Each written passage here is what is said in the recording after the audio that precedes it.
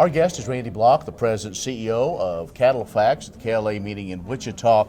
And we talked about the winter that was. We're now into winter 2020. But let's talk about when we got that call that weekend of the fire at Holcomb and the market. Did they overreact? But the impact it had was long lasting.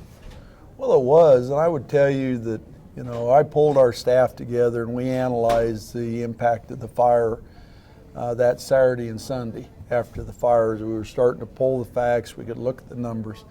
I would tell you the market did a excellent job of incentivizing the balance of the packers and the rest of the hook space to figure out a way to harvest more cattle than we'd harvested on weekends and however we had to do it.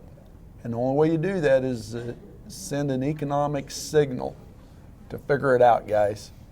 And that signal was strong enough to actually move these production levels to levels that we were only under harvesting roughly 10,000 head of cattle a week. Which was amazing. Which is just absolutely amazing. So I think there's a real lesson in here.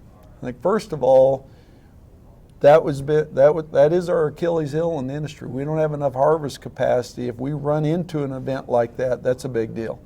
We thought it would impact our markets between 4 and 5% from a leverage standpoint.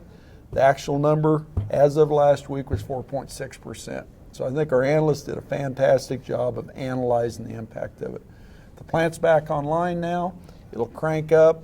It'll be back up to full capacity as we work through the month and on into January. So we've only backed up 75,000 head of cattle plus or minus. It's an insignificant number, absolutely an insignificant number. So I would just say never underestimate how efficient these markets are in being able to work through these challenges in the industry. I know there were some people that were out of position when the fire hit. Obviously that's unfortunate, but again, now the markets are moving back into a normal pattern. As we always like to do with you, we want to kind of get that short, mid, and long range look as we look at 2020. Well, I would just tell you 2020, there's one big thing that I think is going to be needs to be on everybody's, two really big things that need to be on the radar screen. Swine fever, the impact of it is here. We're seeing record imports of beef, pork, and poultry into China from suppliers all around the globe. China imports will be up over 3 billion pounds this year.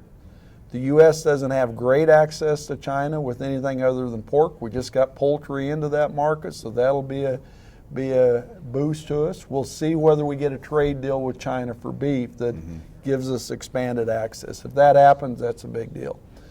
The other thing relative to this is how strong our demand has been.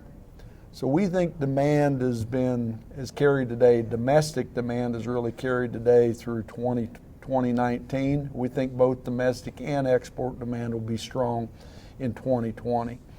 So the bottom line with this is we think our markets are going to be well supported. We'll have fed cattle prices that average in the upper teens, range in here from about $1.30 at the highs back down around $1.05 at the lows. So pretty much like we've been the last several years.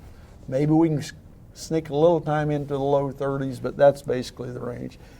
Feeder cattle prices averaging in the mid 140s, similar to what they have the last few years, range from the mid to high 50s down into the low 30s.